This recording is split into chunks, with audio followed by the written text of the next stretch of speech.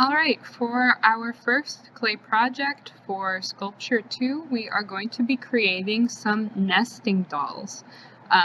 Again, to get materials from lessons you might have missed, go to our Teams page, go to Project Resources. There's a link to our class YouTube channel and our class calendar. But if you go to Files and click Clay Bootcamp and Nesting Dolls, all the materials for our first clay unit are there. I would go to the Nesting Dolls PowerPoint so that you can follow along. Alright, so for our first clay project, we are going to be using our red terracotta earthenware clay to create nesting dolls. Some of you may know them as Russian dolls, but we'll get into that in a second. So, nesting dolls actually originated in China first, if you look at the numbered map. Eventually, it traveled to Japan. Third, it traveled to Russia. And then lastly, that's where it became very popular in all of Europe and then globally known as well. So, its original origins are in China, while modern-day nesting dolls are popularly associated with Russia, called Matryoshka dolls. Excuse me if I pronounce that incorrectly. But the first nesting dolls actually came from China, and they weren't even really dolls at all. The Chinese crafted nesting boxes that date back to the Song Dynasty, like 1000 AD, or CE, Common Era. These boxes were both functional and decorative. Sometime during the 1700s, they applied this concept to a set of dolls, and the first nesting doll was born. In the original Chinese sets, the smallest doll, it was small enough to hold a single grain of rice. So the size difference could get pretty drastic. Later, it traveled to Japan, so soon after nesting dolls originated in China, they made their way to Japan. Japanese wooden dolls were made to look like the 7 lucky gods from Japanese mythology. The outermost doll was, again, excuse me for my pronunciation, Fukurokuju, the Japanese god of happiness and longevity. He had an abnormally long forehead like the doll in this photo. So, even though the nesting doll originated in a lot of different areas, the cultural significance to each area in the world was unique. Alright, so let's talk about how it traveled to Russia. So some stories say the earliest set of Japanese nesting dolls were actually made by a Russian monk. It's not really confirmed, but whether this is true or not, the nesting dolls made their way to Russia in the early 1890s when Sava Mamontov discovered a set of them. They were a wealthy supporter of the arts and wanted to revive Russian folk art, which is this very unique, eclectic style. One of his artists, again, pronunciation, Sergei, probably, created the first Russian set with the help of Vasily, and I won't even try to mispronounce that last name. Their concept was to turn the nesting dolls into a symbol of Russia. And clearly, eventually, they were quite successful for a time. Alright, so what is a Russian nesting doll? So Matryoshka doll is what it would be called in Russia. Matryoshka means little matron in Russian. Matron is just another word for like lady, kind of, more or less. It's traditionally made out of painted carved wood, though when we make them in class, they'll be made out of our earthenware clay. The Matryoshka dolls were of depicting a woman's fertility and their motherhood, her significance in the family by the nesting of her children, dolls inside. Mothers play a big role in the traditional Russian family. They're the bearer of life, really the backbone of society. In Russia at the time, having a big family was/is considered an important common practice. There were usually more than 3 children, and in addition, a lot of extended family lived under one roof with them. Each member of the family is believed to have their own unique role in the household, and it's the mother who serves as the foundation of the home. I know a lot of you might think this is very like antiquated or sexist to think like, you know, it's a stereotype to think the woman is the homemaker. But the intent here is to show the power of women, and that being a homemaker isn't less of a role or a job just because it was traditionally held by women. Sort of that women are the root of society, and truly we would have nothing without them. All right, so nesting dolls today. So as time changes, so do the physical features of Matryoshka dolls. As it originates in different parts of the world, moves to the West, to the US.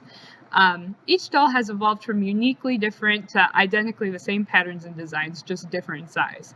So it could be the same exact doll, just big to small, or as the size changes, the design on each doll changes as well. Modern times are beginning to demand modern characters. A set of Russian nesting dolls can present modern national politicians, religious deities, a group of celebrities. The designs even now can be fictional, like the characters of a cartoon show, movies, games, stories, etc. They don't have to be fictional or non-fictional, as you can opt for animal designs or nature sceneries. For a truly customized nesting doll set, one can have his or her own family as the design. It's really important to consider here appropriation versus appreciation. So even though there's a lot of different forms of the Russian nesting doll today, it's important to understand the history and where it comes from, even though there are a lot of modern twists that could be applied to it. So here are just some pop culture examples. So different characters related to different games, movies, shows, holidays. Just an example of how this is obviously not traditional Eastern or Russian culture, but it's just a modern Western twist on the same idea. I'll show some more examples later on. All right, so materials needed. What are we actually going to be doing for this project? What do we need? So you need your red clay, your earthenware terracotta colored clay, your 2 clay tools, your slip container filled with slip. Slip again is just a little bit of clay mushed up with water. If you need help or review, feel free to Google it or message me. And then you need your large Ziploc bag to store your project between working on it. So for the project checklist, it's really a 5 to 6 step process. You're going to decide what kind of nesting doll you want to create. You're going to build 2 pinch pots of the same size. You're going to build another 2 pinch pots that fit inside the first larger ones made. You're going to stack the pinch pots to create a nesting doll shape. You're going to add attachments, decoration features, carvings, etc. to make your figures for your details. And then lastly, paint is optional. We don't have the kiln this semester, so if you do want to paint it, you have the option of using acrylic paint. If this sounds a little confusing to you, no worries. I'm going to go into more detail on the process right now. So first, you're going to section out your clay. So basically, the idea of this project is to have a minimum of 2 layers. So we're not necessarily going to make like 5 dolls that fit within each other, just one larger one and at least one other one that fits inside the larger one. So you want 4 balls of clay out of the brick of clay that you get. So you're going to create 4 pinch pots total, 2 larger ones, 2 smaller ones. We'll go into the shape of them later, but depending on what you want to create, it does not need to be perfect round pinch pots, depending on what you want to make. So the bare minimum is 2 larger ones and then 2 smaller ones that will fit inside. And here's just a quick example of how they're just going to be stacked on top of each other. The pinch pot in this photo is not even. I just wanted to show you what it looks like when you put one on top of the other, so you get the idea of opening and closing it. So after you have your pinch pots, you're just going to stack your pinch pots on top of each other. Again, that's how you're going to form like a figure that can open up.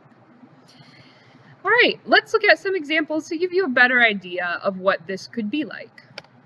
All right, so you could Oh, well, this would be the last step, to add features or details. Notice how, they could be animals or figures. They could also not really resemble an animal or person, but just have general designs on them. The only requirement is that it is 2 larger pinch pots, and when you open it up, there is another thing inside of it. Here are some examples of animals. Notice how the owl's head detaches from the body, but the head is not the same size as the body.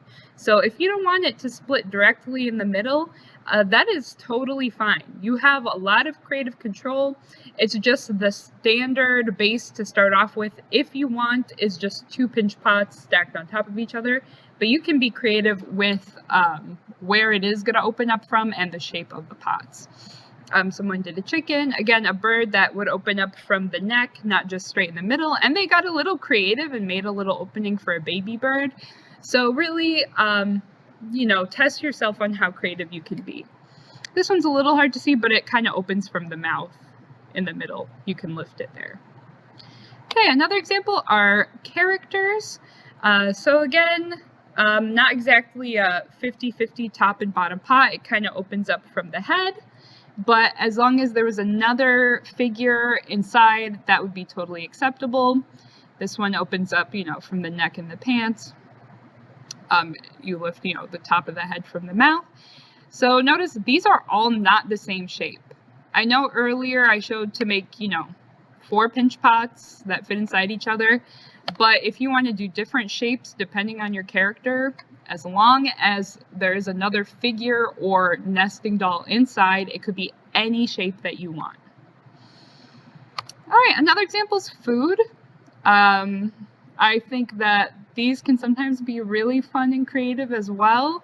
I like to see how wacky students can get with it. Sometimes full meal plates are made, or like bowls, like a bowl of cereal, but like the lid is kind of like the milk and the spoon and the cereal pieces, and when you lift it, it's the bowl. So again, you don't have to fit that cookie cutter 2 round bowls on top of each other. You can be as creative with this as you'd like, as long as you meet the criteria. So there's 5 criteria.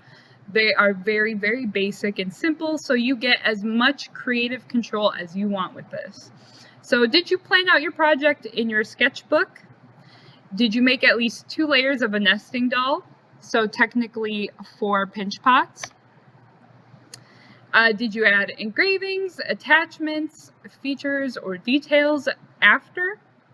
Did you store and dry the clay correctly? That one we'll kind of know based off of, did you accidentally dry out your project or not? So that one's pretty standard. And we'll talk about storing projects next. And then lastly, did you turn it in? Photos of it from front and back, reasonable quality, on the assignments tab with the reflection questions. So those are the 5 basic criteria. I'll show the sketchbook planning in the next video that I'm going to post that will also show a quick demo on a basic nesting doll pinch pot with the clay. So that will be in the next video if you want a little example of that. All right, so in terms of storing your clay, so to store your nesting doll project, if you are not done and it's between days working on it, it needs to be in that large Ziploc bag that came with your supplies, completely sealed, like airtight sealed. Between sessions, I would even maybe spray with water if you have a water sprayer, or leave a damp paper towel in there just to keep the water a good amount, completely sealed. Also, working with clay makes your hands dry even after you wash your hands, because clay absorbs moisture even from your skin. So, using a hand cream or lotion will kind of save you the grief of that. Okay, so once you're done with your project, so this is when you're like, I'm done adding stuff, 100% done, I'm ready for it to be dry. Because again, once it's dry, you can't change anything. So you don't want your clay to dry too quickly so it does not crack. Remember, we learned about shrinkage with clay. We want it to air dry not too quickly. So you're going to store it with the Ziploc bag covering it open on the bottom. And if you're confused on what I mean by that, feel free to message me. I'll also show an example of this in the demo video that will be posted.